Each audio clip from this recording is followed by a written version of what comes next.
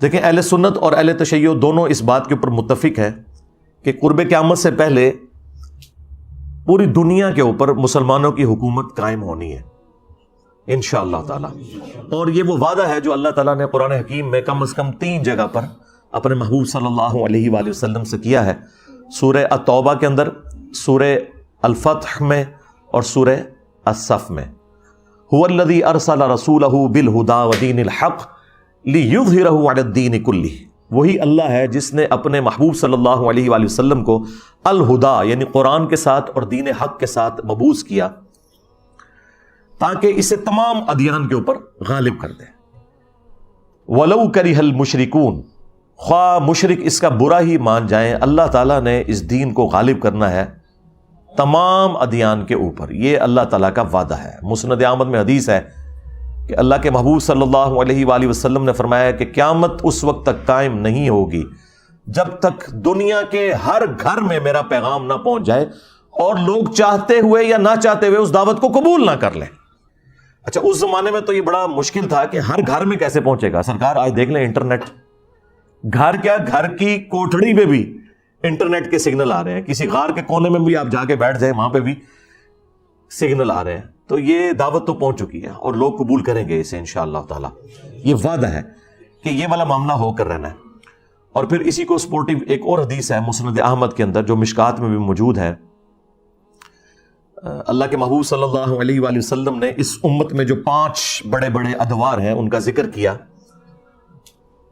اور آپ صلی اللہ علیہ وآلہ وسلم کے رازدار حذیفہ ابن یمان اس حدیث کو روایت کرتے ہیں کہ اللہ کے محبوب صلی اللہ علیہ وآلہ وسلم نے فرمایا کہ اللہ تعالیٰ جب تک چاہے گا تم میں نبوت رہے گی، یعنی میرا وجود باقی رہے گا، پھر اللہ تعالیٰ مجھے اٹھا لے گا اور پھر میری وفات کے بعد خلافت علی منہاج النبوہ قائم ہو جائے گی،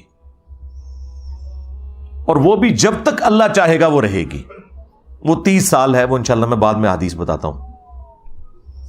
پھر اللہ تعالیٰ جب چاہے گا اسے بھی اٹھا لے گا. پھر ملکن عاضن، جو ہمارے استاد ڈاکٹر اسرار صاحب یوں کرتے تھے، ملکن عاضن، کاٹ کھانے والی ملوکیت، یعنی اپنے مخالفین کو قتل کرنے والی حکمران، وہ قائم ہو جائے گی. اور پھر جب تک اللہ چاہے گا وہ بھی مسلط رہے گی امت کے اوپر، پھر اللہ تعالیٰ اسے بھی اٹھا لے گا. پھر جابر حکمرانوں کا دور آ جائے گا، یہ 4تھا دور ہے، وہ بھی رہے گا جب تک اللہ تعالیٰ چاہے گا. اور پھر اس کے بعد دوبارہ سے خلافت علی منہاج النبوہ قائم ہو جائے گی انشاءاللہ تعالی. یہ حدیث ایک تابعی نے لکھ کر عمر بن عبدالعزیز کو بھیجی، اور انہوں نے کہا کہ مجھے لگتا ہے کہ یہ کاٹ کھانے والی ملوکیت یعنی حضرت معاویہ رضی اللہ تعالیٰ عنہ اور ان کے بعد جابر حکمران، یزید اور عبد الملک بن مروان اور ان کے پھر آگے اولاد، اس کے بعد اب آپ ہیں جو خلافت واپس آ گئی ہے. تو عمر بن عبدالعزیز رحمہ اللہ اس تعبیر سے بڑے خوش ہوئے. بعض لوگوں نے یہ تعبیر بھی کی ہے اس روایت کی، لیکن یہ تعبیر جو ہے وہ درست نہیں ہے. بیسیکلی یہ اوورآل پوری امت کا ذکر ہو رہا ہے، اور پوری امت لیول کے اوپر جو خلافت علی منہاج النبوہ ہے وہ عمر بن عبدالعزیز کے دور میں نہیں آئی ہے، نہ خلفائے راشدین کے دور میں آئی ہے. وہ قرب قیامت میں ہی آنی ہے جب پوری دنیا کے اوپر مسلمانوں کا غلبہ ہوگا. آج تک امت میں یہ وقت نہیں آیا کہ پوری دنیا پہ مسلمانوں کا غلبہ ہو.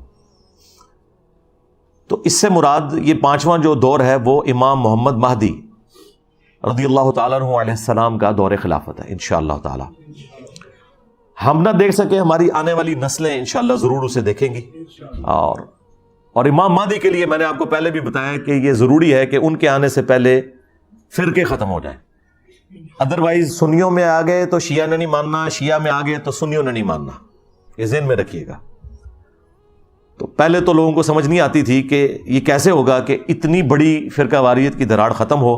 لیکن دیکھیں اللہ تعالیٰ نے ہمارے اس چھوٹے سے پلیٹ فارم کی برکت سے ہماری زندگی میں ہمیں ان 12 سالوں میں وہ کچھ دکھایا کہ 1200 سال کی جو گمراہی تھی فرقہ واریت کی، اللہ تعالیٰ نے اسے کیسے ختم کیا.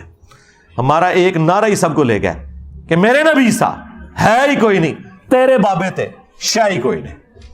تو لوگ دوبارہ سے رسول اللہ صلی اللہ علیہ وآلہ وسلم کی مبارک ذات کی طرف متوجہ ہوئے ہیں، اہل البیت کا مقام انہیں پتہ چلا ہے، خلفائے راشدین کی عظمت ان کے دلوں میں جاگی ہے الحمدللہ، اور فرقوں کے بزرگ بابوں سے جان چھوٹ گئی ان کی۔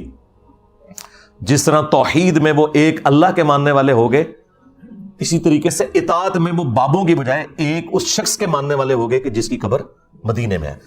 صلو علی محمد و آل محمد، اللہم صلی علی محمد و علی آل محمد۔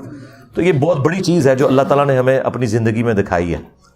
تو یہ 5 ادوار ہے، یعنی نبی الاسلام کا مبارک دور، پھر خلفائے راشدین کا دور، اس کے بعد کاٹ کھانے والی ملوکیت، اور پھر اس کے بعد جابر حکمران، اور پھر اینڈ پہ خلافت علی منہاج النبوہ۔ تو آج تو ہم ماضی میں جا کے یہ سارے ادوار دیکھ سکتے ہیں۔ نبی الاسلام کا مبارک دور، اس کے بعد 30 سال خلافت راشدہ، اس کے بعد بنو امیہ اور بنو عباس، یہ وہ کاٹ کھانے والی ملوکیت تھی جو اپنے مخالفین کو کاٹ دیتی تھی، فریڈم آف ایکسپریشن نہیں دیتی تھی۔ اس کے بعد جابر حکمران، جابر حکمرانوں کا دور وہ ہے جب مسلمانوں پر زبردستی حکمران مسلط ہو گئے، یعنی کلونین پاورز آ گئیں، کہیں پہ فرینچ آ گئے، کہیں پہ گریٹ برٹن کا قبضہ ہو گیا، اور پھر آلموسٹ آج سے 100 سال پہلے ان کی گرفت ڈھیلی پڑی، اور آج ماشاءاللہ آلموسٹ 60 کے قریب مسلم کنٹریز دنیا میں موجود ہیں۔ تو وہ جو جابر حکمرانوں کا دور ہے نا، وہ اللہ کے فضل سے ٹوٹنا شروع ہو گیا، اور امپائرز ختم ہو گئے، اب ملک بن گئے۔ تو اب وہ یہ ٹرانزیشن پیریڈ ہے جو جابر حکمرانوں کے بعد خلافت راشدہ کا جو دور آنا ہے، یہ اس کے درمیان کا پیریڈ ہے۔ ظاہر ہے یہ فوراً تو ایک پیریڈ دوسرے میں شفٹ نہیں ہوتا، گریجولی ہوتا ہے۔ تو اس وقت ہم 4تھے اور 5ویں دور کے درمیان بیٹھے ہوئے ہیں انشاءاللہ تعالی، اور اللہ تعالیٰ نے چاہا تو انشاءاللہ ہم نہیں تو ہماری آنے والی نسلیں اس غلبے کو دیکھیں گی، امام محمد مہدی رضی اللہ تعالیٰ عنہ علیہ السلام۔ اچھا، اب اہل سنت اور اہل تشیع میں جو امام مہدی کے حوالے سے اختلاف یہ ہے کہ وہ ان کو 12 اماموں میں 12واں امام سمجھتے ہیں، اور وہ 12 کے 12 امام ہم بھی مانتے ہیں، وہ سارے اہل سنت کے بھی امام ہیں، امام علی علیہ السلام سے لے کر امام محمد مہدی تک۔ لیکن ان کا موقف یہ ہے کہ وہ غیابت میں چلے گئے ہیں آج سے آلموسٹ 1200 سال پہلے، اور وہ قرب قیامت میں ظاہر ہوں گے۔ اہل سنت کا موقف یہ ہے کہ وہ اہل البیت میں سے ہوں گے، لیکن وہ قرب قیامت میں پیدا ہوں گے۔ اس کے بعد سب کے سب متفق ہیں کہ دنیا عدل و انصاف سے بھر دیں گے، پوری دنیا پہ اسلام کا غلبہ ہوگا انشاءاللہ تعالی۔ اب یہ جو 12 اماموں والا کانسیپٹ ہے، یہ 12 خلیفوں والا، اس حوالے سے ایک حدیث بھی ہے بخاری مسلم میں کہ اللہ کے محبوب صلی اللہ علیہ وآلہ وسلم نے فرمایا کہ میری امت قیامت تک حق کی خاطر قتال کرتی رہے گی، اور یہ غالب رہیں گے، اور ان پر 12 خلیفے ہوں گے۔ بعض لوگوں نے اس حدیث سے یہ سمجھا کہ وہ کنزیکٹو 12 خلیفے ہوں گے، یعنی نبی الاسلام کی وفات سے لے کے آنورڈ 12 خلیفے۔ لیکن وہ دور آپ دیکھیں خلفائے راشدین کے بعد تو ایسا دور ہے کہ جو اسلام کو شرمندہ کرنے والا ہے۔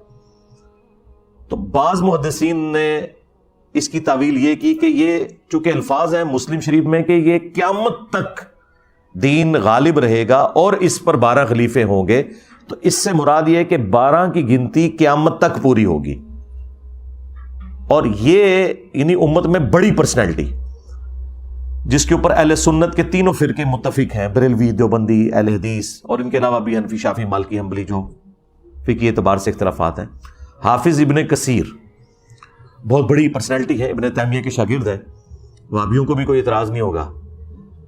تو حافظ ابن کثیر نے تفسیر ابن کثیر میں آیت الاستخلاف جو ہے سورہ نور کی آیت نمبر 55 کہ اللہ تعالیٰ کا یہ وعدہ ہے کہ جو لوگ ایمان لائیں گے اور نیک اعمال کریں گے، اللہ تعالیٰ انہیں ضرور بالضرور دنیا میں خلافت دے گا، حکومت دے گا۔ یہ جو آیت ہے نا سورہ نور کی آیت نمبر 55، اس کے کانٹیکسٹ میں حافظ ابن کثیر نے یہ پوری بحث کی ہے، اور 12 خلیفوں والی حدیث بخاری مسلم کی نقل کر کے انہوں نے کہا کہ اس حدیث سے کوئی یہ مطلب نہ لے کہ یہ حضور کے فوراً بعد شروع ہو جائیں گے۔ انہوں نے کہا فوراً بعد جو ہے وہ 4 ہی ہیں، ابو بکر، عمر، عثمان اور علی، اور حسن ابن علی کے 6 مہینے بھی حضرت علی کی خلافت کے دور میں ہی آتے ہیں، اور پھر وقتاً فوقتاً خلیفہ آئیں گے جس طرح عمر بن عبدالعزیز آئے، اور آخری خلیفہ ہوں گے امام محمد مہدی۔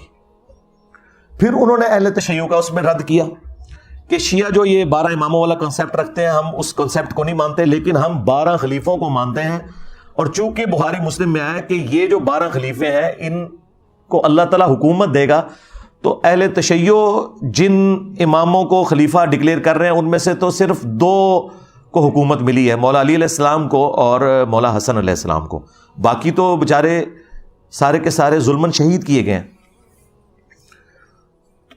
اس میں انہوں نے اپنا جو سنی موقف ہے وہ بھی بیان کیا اور شیعہ کے اوپر رد کیا، لیکن 12 کے فگر کے اوپر اور 12ویں امام کے اوپر وہ بھی متفق ہیں، چاہے آپ اسے 12 نمبر خلیفہ کہہ لیں یا 12 نمبر امام کہہ لیں۔ اور شیعہ نے تو اپنا نام ہی آپ کو پتا ہے، 12 12 اماموں کے ماننے والے، 12 یعنی کہ عربی میں 12 اماموں کے ماننے والے لوگ، تو وہ 12ویں امام کے اوپر تو سب کے سب متفق ہیں۔